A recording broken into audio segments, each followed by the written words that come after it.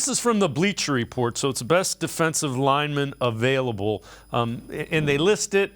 They list Siaka Ika as the best nose tackle. So this is kind of interior, and there are some guys that we've talked about. So Ika, Adebare from Northwestern, another one that's intriguing. Zach Harrison from Ohio State, Benton that we've talked about, Dexter that we've talked about, and again, Pickens.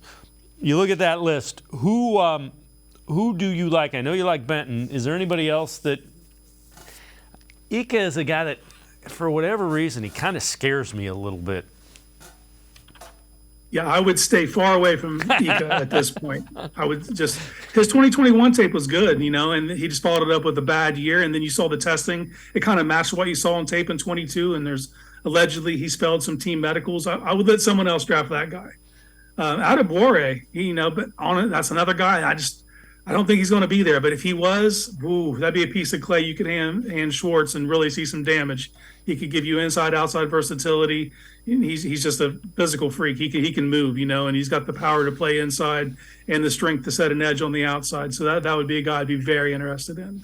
What about Zach Harrison? If he's sitting there at 74, the skills are intriguing. Was he? I don't want to say misused. Did they ask him to do some things that maybe weren't the things he does best at Ohio State, maybe?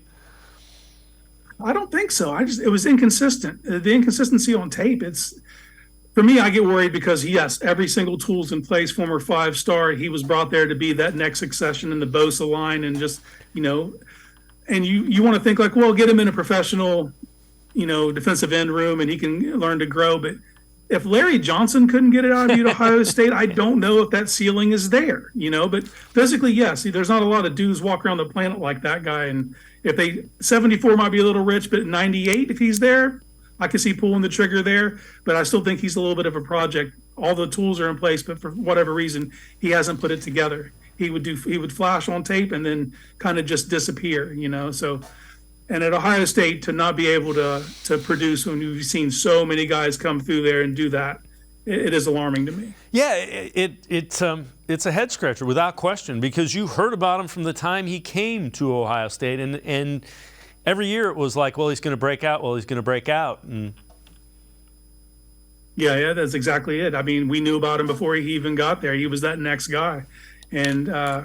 Like I said, all the tools were in place at Ohio State for success there. We've just seen it's a factory for that position in general. Larry Johnson churns them out, and he wasn't able to get there with Zach Harrison. So it does give me pause. But then again, you look at his physical attributes, and you can see why an NFL team would bring him in and give him a shot.